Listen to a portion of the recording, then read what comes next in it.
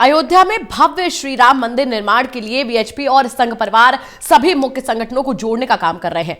VHP मंदिर निर्माण के लिए देश भर में धनराशि एकत्र करने का अभियान मकर संक्रांति से शुरू किया जाएगा। मंदिर निर्माण की तैयारियों और अभियान की कार्ययोजना पर वीएचपी के संयुक्त महामंत्री सुरेंद्र जैन से खास बातचीत के माने मुख्य राजनीतिक संवाददाता प्रदीप कुमार ने।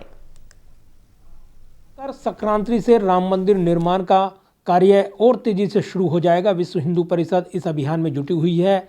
विश्व हिंदू परिषद के संयुक्त महामंत्री डॉक्टर सुरेंद्र जैन इस वक्त हमारे साथ हैं। जैन साहब, अभी तक की तैयारियों की बात करें राम मंदिर निर्माण को लेकर और अभियान तेजी से आगे बढ़ाने की जो योजना है, क्या कार्य योजना तैयार की गई है और कैसे आगे बढ़ेंगे? जब मंदिर के निर्माण के लिए बजट बनाने की बात आई, पैसे की बात आई, तब उस समय कुछ लोगों ने कहा यह ट्रस्ट सरकार ने बनाया है, सुप्रीम कोर्ट के आदेश पर बनाया है, सरकार को पैसा देना चाहिए। हमारे सामने सोमनाथ मंदिर का उदाहरण था। हमने तय किया यह सरकारी मंदिर नहीं होगा। मंदिर चलाना, मंदिर बनाना यह सरकार का काम नहीं है। यह राम मंदिर है और राम मंदिर यानी राष्ट्र का मंदिर है, इसलिए हर व्यक्ति की सहभागिता इसमें चाहिए। बड़े उद्योगपति भी हमारे पास थे, अकेला उद्योगपति भी पूरे मंदिर का बजट दे सकता था।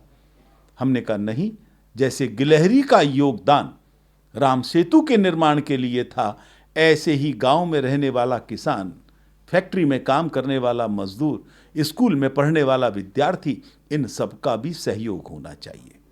इसलिए शुरू में हम लोगों ने तय किया, जन जन तक पहुंचने के लिए एक योजना बनाई। हमने तय किया कि हम 4 लाख गांव तक पहुंचेंगे, 11 करोड़ परिवारों तक हम संपर्क करेंगे और 50 करोड़ राम भक्तों का योगदान राम मंदिर के निर्माण के लिए वहां पर पहुंचाएंगे। देश भर में बैठकें हुई, जबरदस्त उत्साह पूरे देश में दिखाई दे रहा है। हम लोग उन तक पहुंचे उससे पहले ही लोग हमारे तक आ रहे हैं, हमारे कार्यालयों में आ रहे हैं। बताइए हमारा क्या योगदान हो सकता है। बच्चे आ रहे हैं गुल्लक लेकर कि हमारी गुल्लक लीजिए, ये मंदिर के लिए हम दे रहे हैं। हमने कहा बच्चे, इसको हम 15 तारीख के बाद लेंगे जब अभियान शुरू होगा। लक्ष्य छोटे पड़ गए हैं। आज ये संख्या 4 लाख गांव की जगह 5,28,338 हो गई है।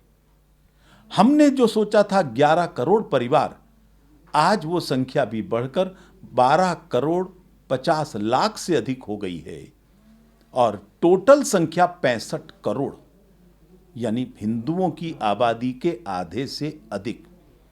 ऐसा जबरदस्त उत्साह है, ऐसा साफ लगता है कि देश का कण कण, देश का हर व्यक्ति ये महसूस करेगा ये राम मंदिर नहीं, ये राष्ट्र मंदिर है जिसको बनाने में मेरा भी योगदान लगा है। जब राष्ट्र मंदिर की बात करते हैं, सभी की भागीदारी हो ये सुनिश्चित करते हैं, तो ऐसे में जो गांव-गांव जन जन तक पहुंचने का लक्ष्य तय किया है, वो कैसे आप जा रहे हैं और कैसे उन लोगों से सहयोग लेंगे? हमने पूरे देश में टोलियों का निर्माण किया है। मैं कल जम्मू कश्मीर में था, वहां का उदाहरण इसलिए दे रहा हूं। लद्दाख बौद्ध बहुल है, कश्मीर घाटी ये मुस्लिम बहुल है, केवल जम्मू का क्षेत्र ही तो हिंदू बहुल है। लेकिन पूरे जम्मू कश्मीर में एक उत्साह है। घाटी राम के पूर्वजों की धरती है कश्मीर, ऋषि कश्यप ने बसाई थी। राम इक्ष्वाकु वंश में जन्म लिया। लद्दाख का बौद्ध समझता है भगवान बुद्ध ने भी उसी वंश में जन्म लिया था। सभी समाज मिलकर आगे आ रहा है। 20,000 से ज्यादा लोग इस अभियान के साथ जुड़ चुके हैं, जो घर घर में, गांव गांव में जाकर निधि समर्पण के कार्यक्रम करेंगे। देश भर के लिए भी 10 लाख से अधिक टोलियां निकलने का विचार हो चुका है। 40 लाख कार्यकर्ता इस अभियान में लगेंगे। मैं समझता हूं ऐसा अद्वितीय अभियान विश्व इतिहास में कभी नहीं हुआ होगा।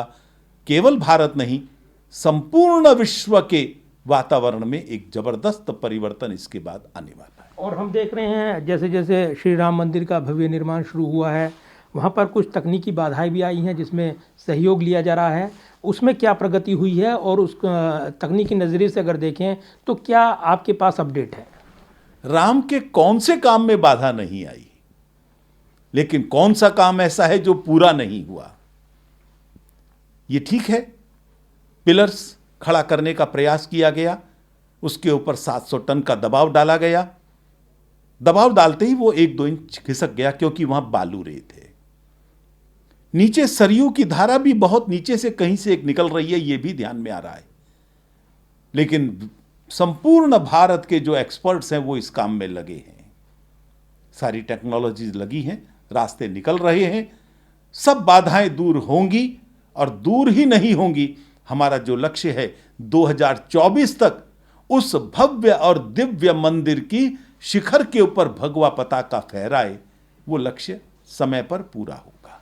और भव्य श्री राम मंदिर निर्माण जिस तरीके से एजेंडे में रहा है, खास तौर से आरएसएस और उसके आनुषंगिक संगठनों के, वो एक मुकाम तक पहुंच गया है अदालत के आदेश के बाद। अब आगे के लक्ष्य क्या है आपके? मैं पहले ठीक करना चाहूंगा कि हमारे एजेंडे पर रहा है, ये नहीं है बात। ये हमेशा से हिंदू समाज के एजेंडे पर रहा है। विश्व हिंदू परिषद ने 84 में लड़ाई शुरू की है, ये लड़ाई 490 साल की है। हिंदू समाज निरंतर इस विषय को लेकर 14 लाख लोगों ने बलिदान दिए। मैं समझता हूं ये संपूर्ण हिंदू समाज का संकल्प था कि जब तक मंदिर नहीं बनेगा वो चैन से बैठने वाला नहीं है। हमारा सौभाग्य है, हमारे सामने वो संकल्प पूरा हो रहा है और भव्य मंदिर का निर्माण करने में हम सहयोग दे पा रहे हैं। परिवर्तन इतना जबरदस्त आएगा, हमें लगता है फ्रॉम रिकंस्ट्रक्शन टू रिनांस, राम मंदिर से राम राज्य की ओर की यात्रा इस मंदिर के निर्माण के बाद शुरू होगी।